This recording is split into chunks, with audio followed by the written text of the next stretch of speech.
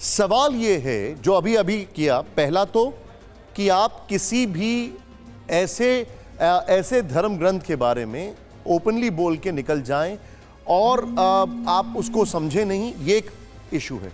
दूसरा इशू है पूरी तरीके से इंटरप्रिटेशन जो है वो डिस्टॉर्टेड है, क्योंकि जो सोच शुरू होती है वो सोच अंग्रेजी से शुरू होती है, फिर संस्कृत और हिंदी में जाती है। मैं जा रहा हूं 18वीं सेंचुरी में मैक्स मुलर के ऊपर, जिन्होंने ज्यादातर इंग्लिश संस्कृत के टेक्स्ट को ट्रांसलेट किया और कहा उन्होंने भ्रष्ट किया, सबको पता है। आपका टेक इस पर? देखो निशान जी, इसमें क्या परसेप्शन है, जनता क्या सोचती है वो अलग जगह है, ऐतिहासिक तथ्य क्या है वो अलग जगह है। प्रोफेसर मक्खन लाल जी यहाँ बैठे, इनको पता है कि ये भी बताएंगे कि इतिहास को जब हम क्रम रचना करते हैं तो इतिहास के औजार क्या हैं, इतिहास टूल्स ऑफ हिस्ट्री। इतिहास के जो औजार हैं वो है एपिग्राफी, साहित्य जो हमें मिलता है वो, पुरातत्व जो मिलता है वो न्यूमिस्मेटिक्स के जो प्रूफ मिलते हैं वो, और बहुत विदेशी यात्रियों का वर्णन। ऐसे बहुत सारे स्रोत हैं जिसमें बेसिकली हम मानते हैं कि सबसे बड़ा साइंटिफिक स्रोत जो होता है वो आर्कियोलॉजी होता है, पुरातत्व, और उसको हम कोरिलेट करके देखते हैं तत्कालीन या समकालीन साहित्य से, तत्कालीन व समकालीन साहित्य से। तो हमें ये देखना होता है। दूसरी बात में ये लॉजिक समझ से बाहर है कि साहब आप फला ग्रंथ के खिलाफ नहीं बोलेंगे और आपको ज्ञान नहीं है। ये लॉजिक कहाँ से आया? अरे उस समय में ही पकित कंचायन और संजय बैलिटीपुट कहता है कि साहब बताइए आत्मा है तो कहाँ है आत्मा? गोल है, चपटी है, पीली है, लंबी है, ऊंची है, नीची है। वो कहते हैं इस बात को। कबीर उसको क्रिटिसाइज करता है। 71 वॉल्यूम्स हमें डिफरेंट टाइप्स के इसके मिलते हैं।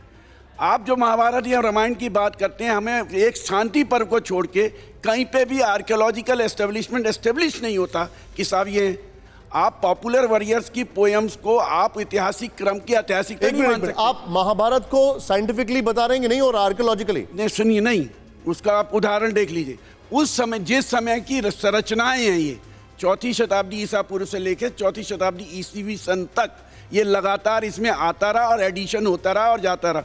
उस दौरान जो ऐतिहासिक क्रम की जो जनता की स्थिति थी, जो आम जनता की स्थिति थी इतिहास के क्रम में, वो इसमें रिफ्लेक्ट नहीं हो रही है आर्कियोलॉजिकली बेस पे। एक मिनट सर, ये एक और उदाहरण के लिए बता रहा हूँ ना, ओके, जैसे कृषि का रेफरेंस है जी, कृषि का रेफरेंस अगर हम देखेंगे तो महाभारत में सिर्फ शांति पर्व में मिलता है, पूरे उसमें कहीं वो मिलता ही नहीं उसका डोमिनेंस, जबकि उस समय कृषि आधारित अर्थव्यवस्था थी। समझ रहे हैं ना? उसी प्रकार से जब ऋग्वेद में आते हैं तो ऋग्वेद में भारतवर्ष का एक जगह वर्णन मिलता है, उससे पहले कहीं नहीं मिलता है। ये वर्ण व्यवस्था आई कहाँ से? सब जानते हैं, मनुस्मृति से आई है।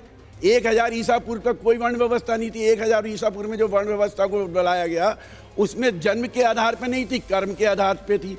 800 से 600 ईसा पूर्व में इसको कम्प्लेक्स बना दिया गया और इसको जन्म के आधार पर बने।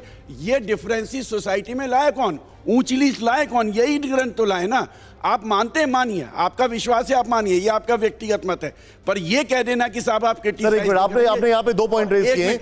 एक मिनट मुझे एक मिनट सुधांशु जी, एक सेकंड। आखिरी जिस इतिहास के क्रम पे हम इन ग्रंथों की टीकाएं करते हैं, उसी इतिहास के क्रम पे हम इस्लाम पे भी टीकाएं करते हैं, क्रिश्चियनिटी पे भी टीकाएं करते हैं। ऐसा नहीं है कि नहीं करते हैं। और विश्वविद्यालयों में खुल्ला टीका होती है, पढ़ाई। एक मिनट